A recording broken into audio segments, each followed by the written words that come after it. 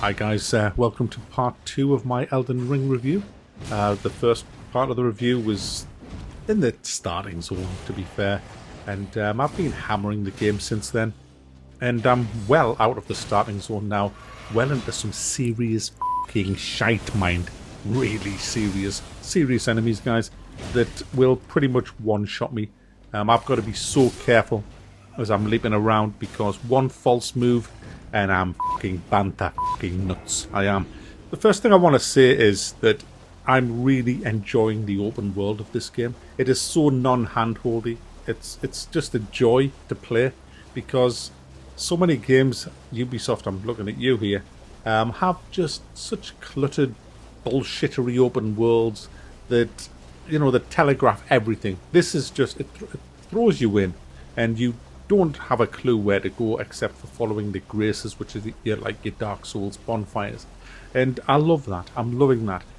Now, I've been following a guide purely because I don't have enough time at the moment, moving house and all, to really sit down and just get immersed in this game.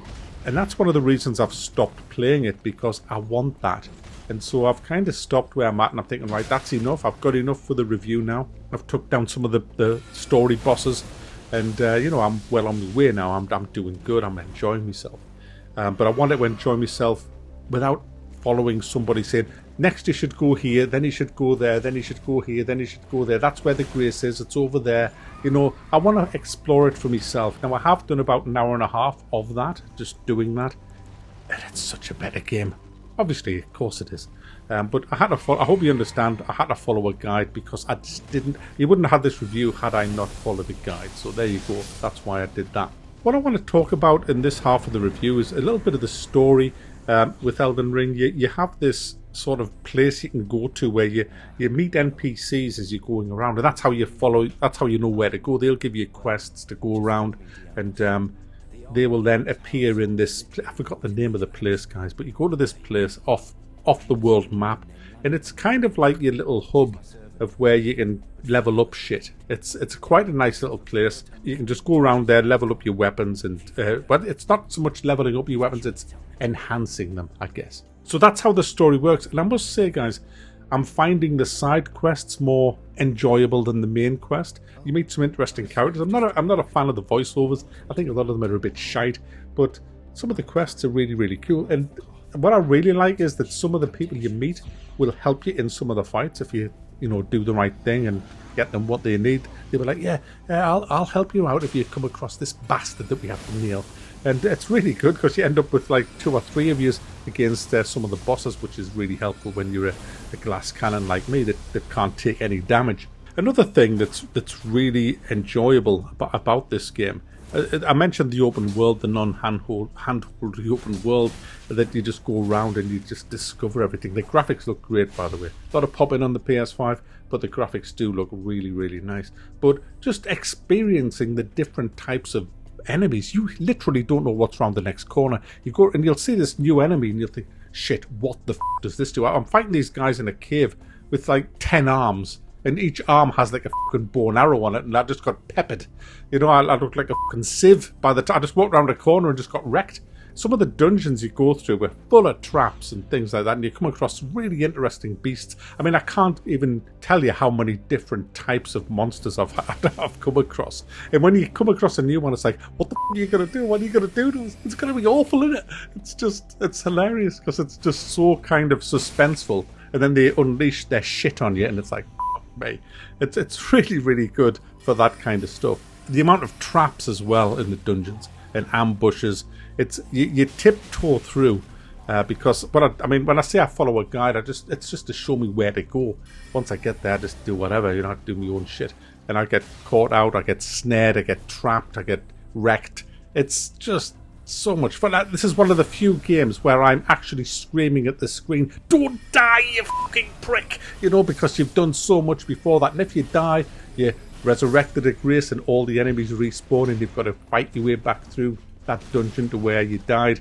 And worse still, if you've got something like, I mean, I don't know what level I am, I'm well into me 50 levels now, but I think it's about 20 grand worth of runes or XP just to level up. And if you're carrying 17 grand's worth of runes and you die, it's like if you die again, you lose them runes before. If you die before you get to them, and I've had some palpitations, guys, just getting back my runes. It's so much fun. It's such a fun game.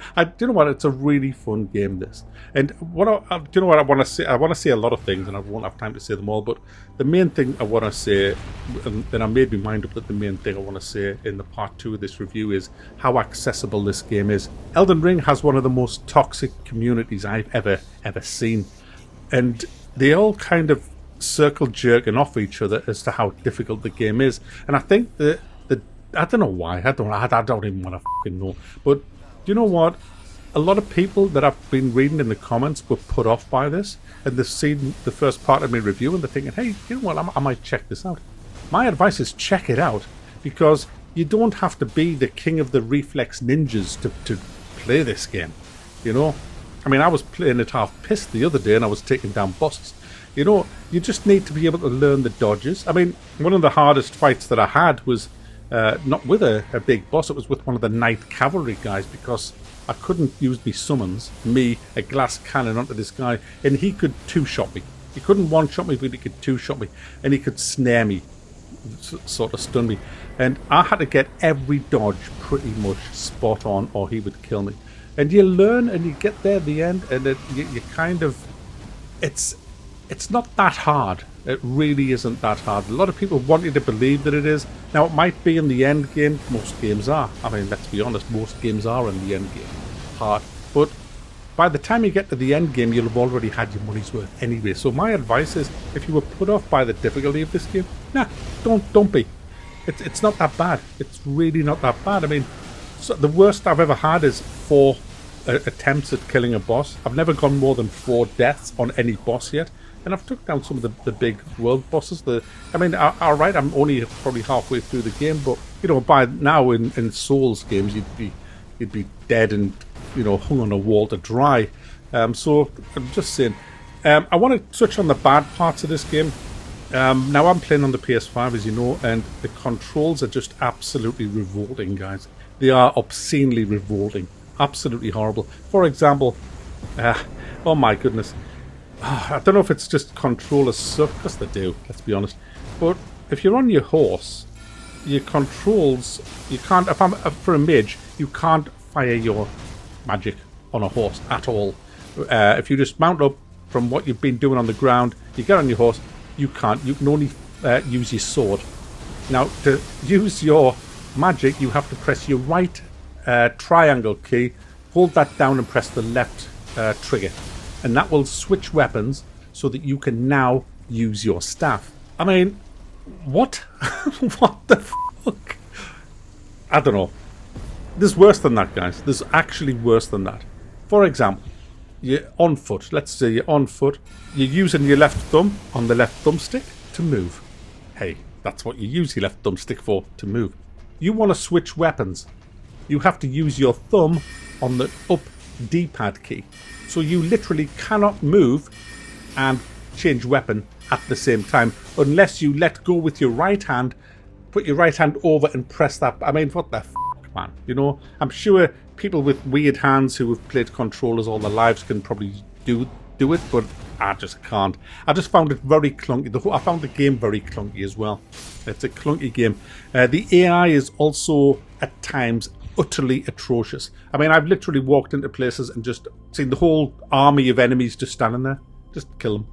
I've walked through a door and found somebody waiting to ambush me, and he's literally 3 inches away from me just looking at me, and I've just wrecked him. And it's very, I would say it's hit and miss with the AI in this game. Some of it's atrocious, some of it is absolutely lethal. In fact, a lot of it is mapped to your button presses, I've noticed. The dodging is very cheaty in this game. For example, the second you press your button on your controller to fire, they dodge. It's almost like you're controlling them, and it's bullshit, because they couldn't possibly dodge what's coming at them. They know, they've all got extra sensory perception, guys. Well, not all of them, some of them have. And that's why, as a mage, you're at a massive disadvantage, because you cannot hit certain mobs, so you need the summons to distract them. So there's that. While we're talking negative stuff, the game does get quite repetitive. You're doing the same old stuff. I mean, I've got 5 spell slots now, and I've got about 10 spells to choose from. A lot of them are just trash, so I'm still using early spells because they're just better than everything that I've gotten so far. And I have Googled spells, and it's like, from where I'm at in the game, that's it. So you're using the same shit.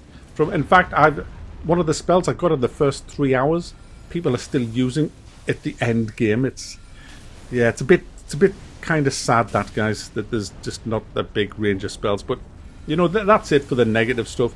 The game is excellent. It really is a really good game, and I highly recommend you buy it if you were put off by the difficulty, because it's a very accessible game. There's lots of different classes you can choose. There's even an easy melee class, the Vagabond, which people are saying that's what you should really play as. The Mage, I'm not finding it really easy, because if you screw up once, you will be dead. Yeah, you've got no health as a mage, but you hit so hard. I've found that the best tactics with the mage is absolutely nuke the bastards. Just get in and nuke them. And even if they're running at you, nuke them, nuke the fuckers. Just fucking nuke the bastards, alright? There's a few path and errors I've had as well that I should really mention. One of them cost me a boss fight against this huge dragon. My summons just got stuck between 2 rocks, which was a shame. But I came back and still nuked them. There's so much I want to say, but I've run out of time. There's so many great dungeons and huge castles. There's one castle that took me about 2 hours to get through. So many things going on in the castle. It was just so good being there. It surprised me just how good it is.